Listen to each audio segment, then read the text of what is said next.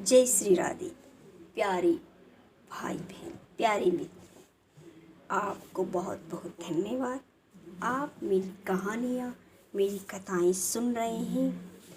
आपका बहुत प्रेम मिल रहा है हमें। आपने हमारी सभी कहानियाँ सुनी और कहानियाँ सुनने के बाद मेरे चैनल को लाइक किया, शेयर किया, सब्सक्राइब किया। आपका धन्यवाद। अब मैं आज से आपको अधिक मास की कथा सुनाऊंगी। अधिक मास यानी कि पुरुषोत्तम मास, लौन मास। इस मास का महत्व यह है कि साल में 12 महीने होते हैं, ये तो सभी जानते हैं। परंतु इन 12 महीनों के अलावा 3 वर्ष में भगवान ने एक महीना ऐसा बनाया है जिसे हम पुरुषोत्तम मास या लौन मास या अधिक मास कहते हैं। ये महीना हिरण्यकश्यप जैसे राक्षस का संहार करने के लिए भगवान पुरुषोत्तम ने बनाया है, क्योंकि हिरण्यकश्यप ने भगवान ब्रह्मा जी से ऐसा वरदान लिया था कि वो 12 महीनों में से किसी महीने में ना मरे। इसलिए भगवान ने 13वां महीना बनाया। 3 वर्ष में से एक दिन घटा बढ़ाकर, एक तिथि को घटा बढ़ाकर, ऐसे कर कर के 3 वर्ष में से एक महीना निकाला और उस महीने को अधिक मास का नाम देकर भगवान ने उस महीने में हिरण्यकश्यप का संहार किया।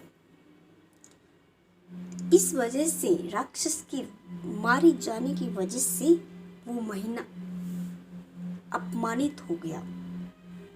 जब वो महीना दुखी होकर भगवान पुरुषोत्तम की शरण में गया तो भगवान पुरुषोत्तम ने उसकी भक्ति और उसकी दया, उसकी भावना से प्रसन्न होकर उसे अपना नाम पुरुषोत्तम दिया और कहा, जो भी 12 महीनों के किसी भी महीने में मेरा पूजन पाठ करेगा, मेरी भक्ति करेगा, मेरी कथाएं सुनेगा, उससे 10 गुना अधिक पुरुषोत्तम मास का व्रत, कथा, श्रवण, स्नान, दान करने का फल होगा।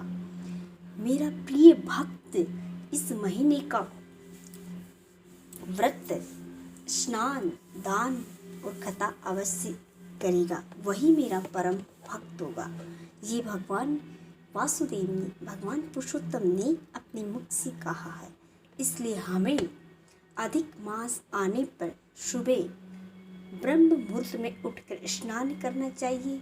स्नान के बाद तुलसी में जल देना चाहिए, सूर्य को जल देना चाहिए और भगवान विष्णु की पूजा करनी चाहिए। भगवान विष्णु की पूजा आप अपने घर में भी कर सकते हैं। घर में नहीं कर सकते तो गांव के किसी मंदिर में जाके वहाँ भी पूजा कर सकते हैं। आप भजन सत्संग कर सकते हैं। अगर आपके पास इतना समय नहीं है तो आप कभी भी समय निकाल के 2 मिनट भगवान पुरुषोत्तम की कथा सुन सकते हैं और भगवान घर में ही पुरुषोत्तम की पूजा करके, पुरुषोत्तम की कथा सुन के, उनकी आरती गा के, उन्हें किसी मीठी चीज़ का भोग लगा के आरती की जा सकती, पूजा की जा सकती। तो आप ऐसे भी कर सकते। अगर आप ऐसे नहीं कर सकते तो आप मंदिर में जाकर भी पूजा कर सकती हैं, पंडित से भी पूजा करवा सकते हैं। इसकी पूजा का विधान तो बहुत है।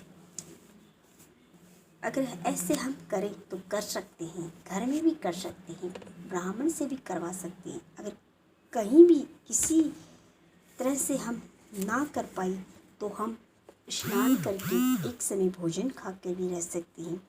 अगर हम ये भी नहीं कर सकते तो हम कथा तो सुन ही सकते। इस व्रत में विधि विधान बहुत बताए गए हैं। विधि विधान से हम करें या न करें, परंतु नियम से खाना पीना ये ज़रूरी है। इसका एक नियम सीधा सरल तो ये है कि इसमें सुबह ब्रह्म मुहूर्त में स्नान होता है, उसके बाद में पूजा ध्यान वगैरह होता है। शाम को तारे निकलने के बाद में ही एक समय भोजन किया जाता है। भोजन हम शुद्ध और सात्विक करें। लहसुन, प्याज, गाजर, मूली, राई और ऐसे बहुत सी चीज़ें हैं जिनको हम ग्रहण नहीं करें। अगर हम चाहें तो हम तेल, नमक ये भी चीज़ें ग्रहण ना करके इस व्रत को करें तो ये अति उत्तम व्रत है। अगर हमसे इतना ना हो पाए, जैसी हमारी श्रद्धा और जैसी हमारी शक्ति, वैसे भी हम इस व्रत को कर सकते हैं। तो अब मैं आज आपको पुरुषोत्तम मास अधिक मास का श्रवण करूँगी। इसमें पूरी 30 अध्याय हैं। ये मैं आपको रोज़ सुनाऊंगी, आप अवश्य सुनिए। अगर आपको ये कथाएँ अच्छी लगे तो मेरे चैनल को लाइक करें, शेयर करें, सब्सक्राइब करें। प्रथम अध्याय पुरुषोत्तम मास महात्म्य। श्री गणेशाय नमः। सुत जी का मुनियों से तीर्थों का वर्ण तथा सुखदेव जी का आगमन। भक्तों को कल्प वृक्ष वृंदावन में लीला विनोद करने वाले वृंदावन बिहारी अद्भुत पुरुषोत्तम भगवान को मैं नमस्कार करता हूँ। नरों में श्रेष्ठ भगवान नर नारायण को मैं नमस्कार करता हूँ। माता सरस्वती तथा जगत गुरु व्यास जी को मैं सत्य कार्य में सफलता प्राप्त करने के निमित्त प्रणाम करता हूँ। नेमिषारण्य क्षेत्र में यज्ञ करने की इच्छा से बहुत से मुनि आए, जिनके नाम ये हैं: असित, देवल, पेल, सुमंतु, पिप्पलायन, सुमति, कश्यप, जाबली, भृगु, अंगिरा, वामदेव, सुतीक्ष्ण, सरभंग, पर्वत, आपस्तंभ, महान, वे अगस्त्य, कात्यायन, रथितर, ऋतु, कपिल, रेम्बे, गौतम, मुद्गल, कौशिक, गालव, क्रतु, अत्रि, बभ्रु, तृत, शक्ति, बुद्ध, बुधायन, वसु, कौंडिन्य, पृथु, हारित, धूम, शंकु, संकृति, शनि, वि, भांडर, पंक, गर्ग, गाणद, जमदगी, भर्गद्वाज, धूम्य, मौन, भार्गव, कर्कस, सोनक, सतानंद, महातप, विशालाक्ष, विष्णुव्रत, जर्जर, जय, जंगम, पार, पासधर, पुर, महाकाय, नेमिनी, महाग्रीव, महाबाहु, महोदर, महाबल, उदालल, महासेन, आर्त, आमल की प्रिय, उधर बाहु, उधर पाद, उधर एक पाद, दुर्धर, उग्रशील, जलाशी, पिंगल, अत्रि, विद्धु, सांडीर, करुण, काल, केवल्य, कलाधर, श्वेत बाहु, रोमपाद, कद्रु, कालगिनी, रुद्रत, श्वेता, स्वतर, आद, सरभंग, पृथु, श्रुआ आदि ब्रह्मिष्ट और वेद पाटी ऋषिगण अपने शिष्यों सहित लोक कल्याण करने के लिए विचार से एकत्रित हुए, क्योंकि ये सदैव परोपकार में लगे रहकर वेदानुकूल कर्म करते हुए दूसरों के हित में संलग्न रहते थे। ये नेमिषारण्य क्षेत्र में यज्ञ शुभ कर्म करने के लिए इकट्ठे हुए थे। इधर सुत जी भी तीर्थों का भ्रमण करते हुए अपने शिष्यों के साथ आ पहुँचे। वहाँ सुत जी ने संसार सागर से पार उतरने वाले समस्त ऋषिगणों का दर्शन किया और शिष्यों सहित सबको नमस्कार करके सुत जी आनंद मग्न हो गई। ऋषियों ने लाल रंग की वृक्ष की छाल पहने प्रसन्न मुख, शांत, सद्गुण युक्त, परमार्थी, आनंद स्वरूप परम तत्व के जानने वाले सुत जी को उधर पुंड तिलक लगाए, गोपी चंदन की मृत्तिका से राम नाम तथा दिव्य शंख और चक्र का छापा लगाए, तुलसी की माला तथा जटाओं के मुकुट से सुशोभित महा अद्भुत मंत्र का जाप करते हुए सब शास्त्रों के सार तत्व के ज्ञाता, सब जीवों को हित करने वाले, इंद्रियों और क्रोध को जीतने वाले, जीवन मुक्त जगत के गुरु वेद व्यास जी के कृपा पात्र और व्यास जी के समान इच्छा रहित तथा विविध गुण संपन्न देखकर समस्त मुनिजन सहसा एक साथ उठकर खड़े हो गए।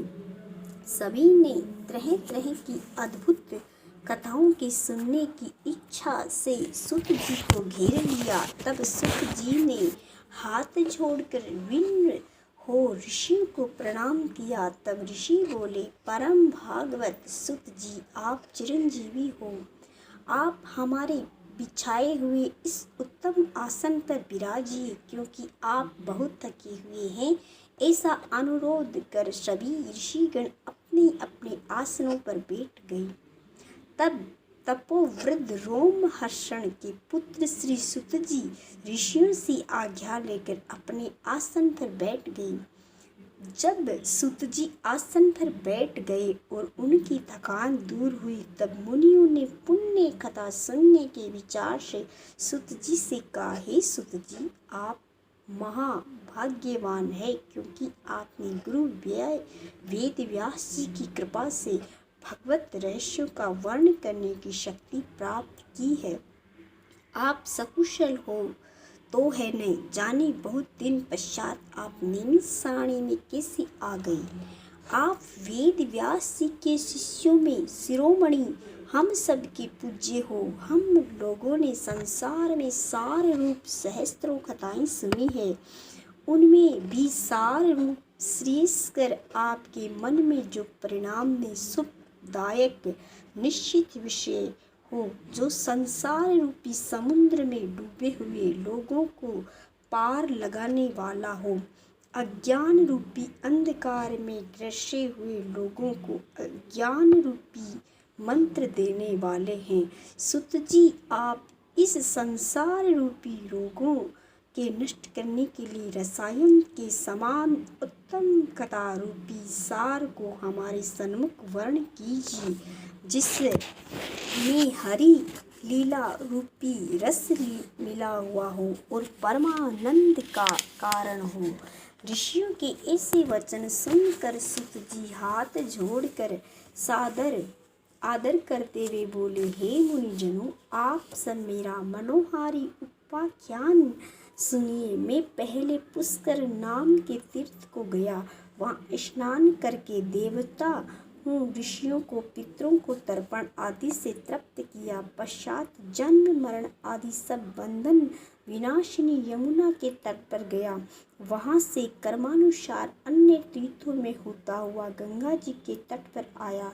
फिर काशी होकर गया, वहाँ पहुंचकर पितरों का श्राद्ध किया। त्रिवेणी और कृष्णा होकर गंडकी में स्नान करता हुआ पुलह मुनि के आश्रम में गया। फिर धेनुमती में स्नान करके सरस्वती के किनारे 3 दिन तक उपवास करके गोदावरी पहुंचा। फिर कृतमाला, कावेरी, निर्विघ्ना, ताम्रपर्णी, ताप्ती, बेहायसी, नंदा, नर्मदा और शर्मदा में स्नान करके चरणवती होता हुआ सेतुबंध रामेश्वर गया। वहाँ से बद्रिकाश्रम धाम पहुँचा। वहाँ नारायण का दर्शन कर तपस्वियों को नमस्कार करके फिर नारायण की स्तुति कर सिद्ध क्षेत्र आया। इन सभी तीर्थों में भ्रमण करते हुए कुरुक्षेत्र गया। वहाँ से जंगल देश होता हुआ मैं हस्तिनापुर पहुंचा। वहां पर मैंने सुना महापुण्यवान राजा परीक्षित बहुत से ऋषियों के साथ गंगा जी को आ रहे हैं। उनमें अनेकों सिद्ध योगी और महासिद्ध मुनि थे। कोई निराहारी, कोई केवल वायु भक्षण करने वाला, तो कोई पत्तों को खाकर रहने वाला था, कोई केवल श्वास के बल पर ही जीने वाला, तो कोई फलाहारी और कोई फेन का आहार करता था। हे विप्रो, उस समाज में कुछ पूछने की कामना से मैं भी वहां गया कि वहीं भगवान मुनिराज व्यास जी के पुत्र महातेजस्वी श्री सुखदेव जी आ पहुँचे, जिनका मन भगवान श्री कृष्ण के चरण कमलों में लगा हुआ था।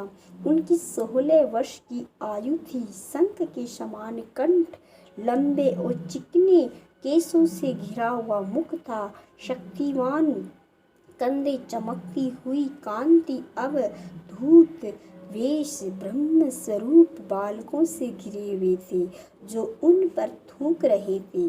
स्त्रियां धूल फेंक रही थी जैसे भिन भिनाती मक्खियों से घिरा हुआ हाथी। ऐसे महामुनि सुखदेव जी को धूल से सने हुए देखकर समस्त मुनिगण एक साथ उठकर हाथ जोड़कर खड़े हो गए।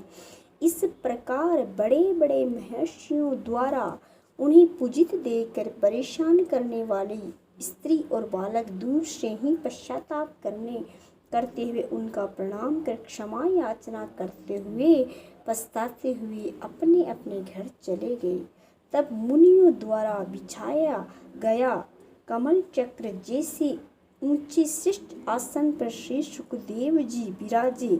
वहाँ व्यास पुत्र ज्ञान रूपी महासागर सुखदेव जी ऋषियों द्वारा पूजे गए ऐसे शोभा पाने लगे जैसे तारागणों के मध्य चंद्रमा। तो ये था श्री पुरुषोत्तम महात्म्य का पहला अध्याय। ये आपको कैसा लगा? अगर ये आपको अच्छा लगा तो मेरे चैनल को लाइक करें, शेयर करें, सब्सक्राइब करें। प्यारे मित्रों, प्यारे भाई बहन, आज से मैं रोज आपको पुरुषोत्तम महात्म्य की कथा सुनाऊंगी। आप इसे अवश्य सुने। अगर आपको ये अच्छी लगे तो मेरे चैनल को सब्सक्राइब